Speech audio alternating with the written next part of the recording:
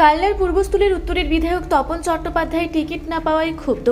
98 সালে যারা দলে এসেছে তারা কোনো মর্যাদা পাবে না।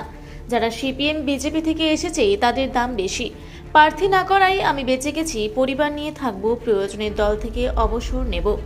তার উপর তুলে দেওয়া হলো তার 2 নিরাপত্তারক্ষী। আমি প্রাক্তন বিধায়ক হয়ে গেছি, তাই আমার সিকিউরিটি তুলে দেওয়া হয়েছে, দাবি তপন চট্টোপাধ্যায়ের। অন্যদিকে সুর ছড়িয়েছে বিজেপি নেতা, তাদের দাবি এই বিধানসভায় বিজেপি বিপুল ভোটে জিতবে। 98 সালে যারা এসছে তাহলে দলের মর্যাদা পাবে না। যারা পরে এসছে, সিপিএম থেকে এসছে, বিজেপি থেকে এসছে, তাদের দাম বেশি। একবার বিজেপি, একবার সিপিএম, একবার তৃণমূল, তাদের দাম বেশি। কোথাও কষ্ট হচ্ছে না, কোনো কষ্ট হচ্ছে না। আমার কোনো কষ্টই হচ্ছে না। আমি মনে করি বেঁচে গিয়েছি। বেঁচে গিয়েছি আমি। এখন মেয়েকে নিয়ে, নাতনিকে নিয়ে থাকবো। স্ত্রী মারা গিয়েছে 14 সালে, তখন তো সংসার দেখিনি। আমি খেয়েছি কি না খেয়েছি দেখিনি, দলের হয়ে করেছি।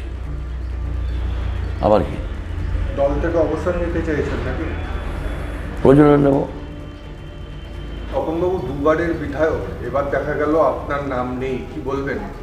দুবার না, হিসেব মতো আমি 3বারের, কারণ আমাকে হারানো হয়েছিল সেবার 16 সালে চক্রান্ত করে। যারা চক্রান্ত করে হারিয়েছিল 21 সালে আমি তাদের বাদ দিয়েই জিতেছিলাম বেশি ভোটে।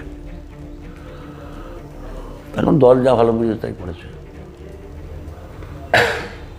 কিভাবে দেখছেন একজন বাইরের প্রার্থীকে? আমার দেখার দরকার নেই। যে প্রার্থী হয়েছে সে আসবে, ভোট করবে। কর্মীরা আছে, ভোট করে তো।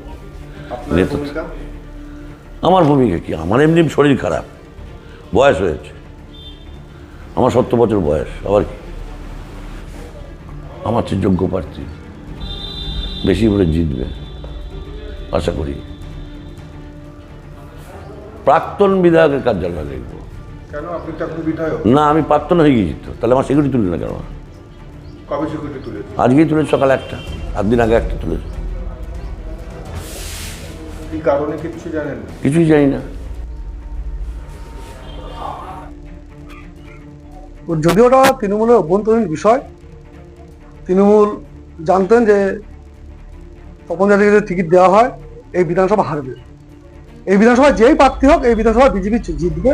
আগামী নির্বাচনে 4 তারিখে আপনারা রেজাল্ট নিয়ে নেবেন যে এই বিধানসভা বিজেপির জয় জয়কার। আমাদের 294 আসনের মধ্যে পূর্বস্থলী বিধানসভা, আমাদের কাছে যা খবর আছে, বিপুল ভোটে এবার বিজেপি জিততে চলেছে। এটা নিয়ে কোনো বিষয় নেই। প্রার্থী তপন চ্যাটার্জি হলেও উনি হারতেন, বহিরাগত উনি হারবেন। এবার বাংলায় পরিবর্তনের জন্য মানুষ জোট বেঁধেছে। মানুষ এবার গণতন্ত্রের রায়ে ভোট দেবে এবং পূর্বস্থলী উত্তর বিধানসভা আমরা জিতবো, বিজেপি জিতবে। কি না আপনার পদে আছে? মানিকলাল সাহা, আমি জেলা সম্পাদকের দায়িত্বে আছি। দেখুন, আমি তো প্রথম কথা হচ্ছে আমি এখন তৃণমূলটা আর করি না। গত লোকসভা বিধানসভা নির্বাচনের পরেই আমি দল ছেড়েছি, এবং দল যে ছেড়েছি কী জন্যে সেটা তারাও জানেন, সাধারণ মানুষও জানে, এবং দলও জানে। দলকে বহুবার জানিয়েছি। তো টিকিট আজকের দিনে টিকিট দেয়নি, এইটা তো বড় কথা না। বড় কথা, একে আরও অনেক আগে দল থেকে সরিয়ে দিলে আজকে পূর্বস্থলী উত্তরের তৃণমূলের পরিস্থিতি এই জায়গায় আসতো না।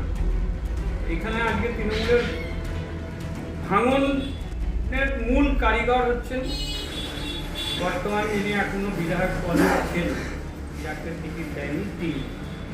দল অনেক পরে বুঝবে।